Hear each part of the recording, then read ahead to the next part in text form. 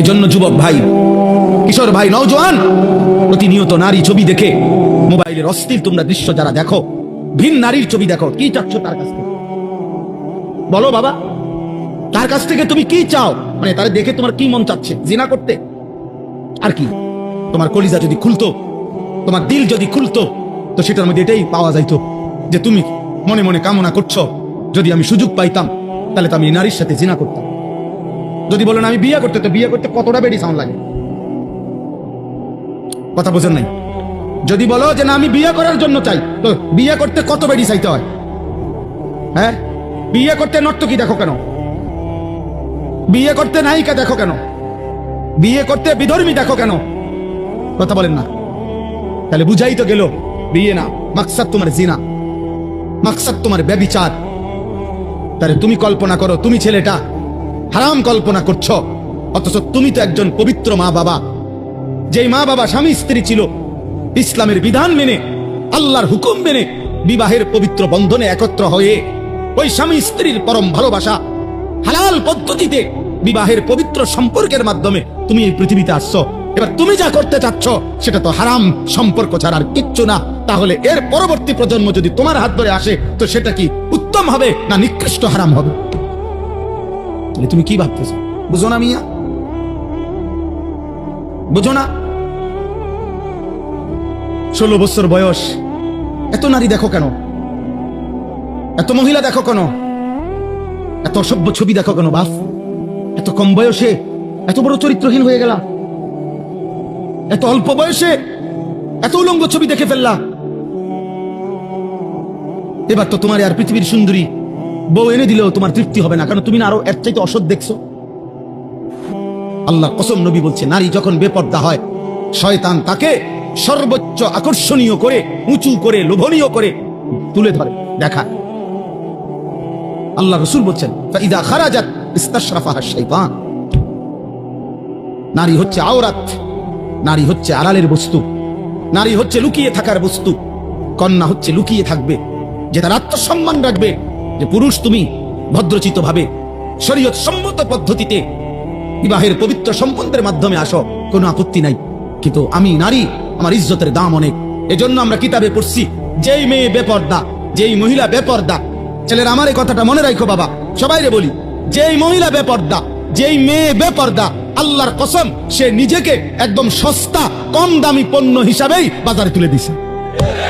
হ্যাঁ, সে নিজেকেই তুলে দিছে যে আমি আমারে তুলে ধরলাম, এবার আঙ্গাল কাঙ্গাল আতুল লুলা যা আসো, ঠ্যাং ভাঙ্গা মাথা ভাঙ্গা যে আসো, বুড়া জোয়ান প্লাস্টিক রাবার যা আসো, আমার দেখো, আমি ছেড়ে দিলাম।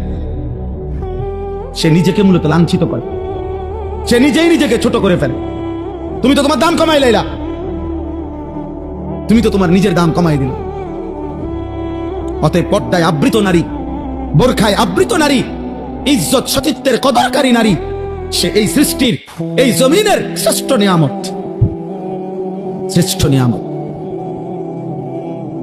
এই জন্য আমি সব সময় বলি, আজও বলি, এই রফিক ভাইকে আর বহুবার বলছি, শুরু থেকে বলছি, আমি একেবারে প্রথম যেদিন মাদ্রাসা করছে তখনও বলছি যে 100% দ্বীন শরীয়ত, 100% পর্দা, 100% আখিরাত।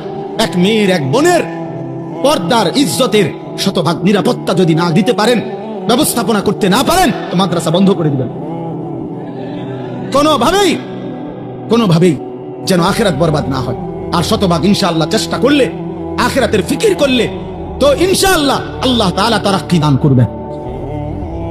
আল্লাহ তাআলা এই মাদ্রাসা থেকেও তাকওয়ার উপরে, ঈমানের উপরে, আখিরাতের ফিকিরের উপরে, বোনের ইজ্জত, আব্রু, পর্দা, সতীত্বের 100% হেফাজতের উপরে আল্লাহ কবুল করেন, কবুল করেন।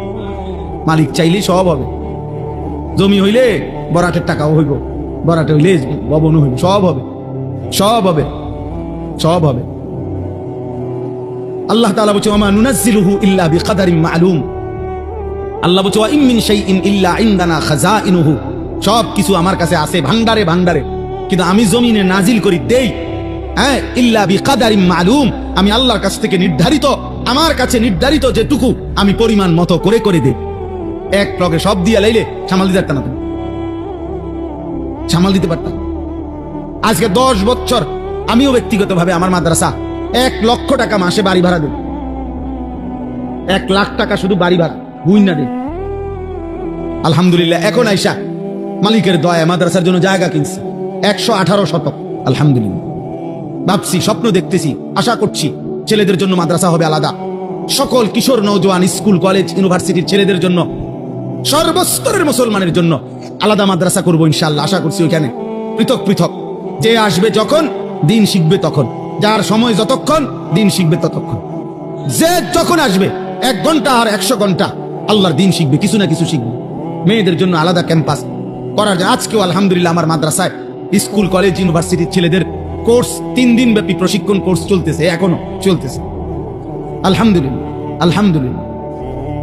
আমার শায়েখ আল্লামা মুফতি মুশতাকুর নবী কাসেমি হযরত জোহরের পরে বয়ান করছেন ওই ছেলেদেরকে, সব স্কুলের ছেলে কলেজের ছেলে, ওযু নামাজ সূরা কেরাত দোয়া কালাম শিখতেছে আলহামদুলিল্লাহ। হ্যাঁ, আমার খুলনার হযরত আরিফ বিল্লাহ হযরত মাওলানা মুফতি নুরুল আমিন সাহেব, বাংলাদেশের একজন শ্রেষ্ঠ বুজুর্গ, উনিও আসছেন আসরের সময় হযরত বয়ান করে দোয়া করে এরপরে হযরত নোয়াখালী মাহফিলে গেছেন। এই জন্য বন্ধু আল্লাহর দিকে ফিরে, নওজোয়ান ভাই গুনাহের মধ্যে ইজ্জত নাই দোস্ত, সম্মান হয় না বাপ। তোমরা যারা বিকৃত চুল রাখো, গুনাহ আর নারী ছবি আর অশ্লীলতা নিয়ে গান বাদ্য নিয়ে পড়ে থাকো, এ হাসি ঠাট্টা কৌতুক মজাক অবসর বিনোদন, বন্ধুদের আড্ডা মোটরসাইকেলের ঘোরাগাড়ি, মেয়ের পিছনে কুত্তার মতো পিছনে থাকা, হ্যাঁ নারীর পিছনে দিন রাত, এ কুকুরের স্বভাব। বিশ্বাস করো ভাইয়া, বিশ্বাস করো, এটা বইতে কিতাবে আমি নিজে পড়ছি। এই নওজোয়ান, এটা কুত্তার স্বভাব, কুকুর সবকিছুতে মুখ দেয়, এটা বইতে আছে। কুত্তার স্বভাব এটা, কুকুর সবকিছুতে মুখ দেয়। এজন্য চরিত্রহীন যুবক, তার কাছে সব বেড়িয়ে ভাল লাগে, কালা বেড়ি দলা বেড়ি জিডা দেখে হাতে তেড়ে ভালো লাগে। এটা মুসলমান না হিন্দু না বৌদ্ধ না ইহুদি না খ্রিস্টান না নাস্তিক না মুরতাদ, আমার তো তা না ভালো লাগবে, এটা বেড়ি তো আর কি তার। আহারে চরিত্রহীন, আমরা করলা কি? এ তো আখলাক, কুকুরের আখলাক। কুকুর সবকিছুতে মুখ দেয়, কুকুর বিরানি তো মুখ দেয়, পায়খানা তো মুখ দেয়। ফিরে আসো বাপ, আখলাক সুন্দর করো, এমন সুন্দর চেহারা নষ্ট করো না, এমন সুন্দর আখলাক নষ্ট করো না। বাপ আরেকবার দুনিয়ায় তুমিও আসবা না, আমিও আসবো না। এই পৃথিবী একবারই, তোমার আমার, এক রাত একবারই আসে, হায়াত একবারই, একবারই।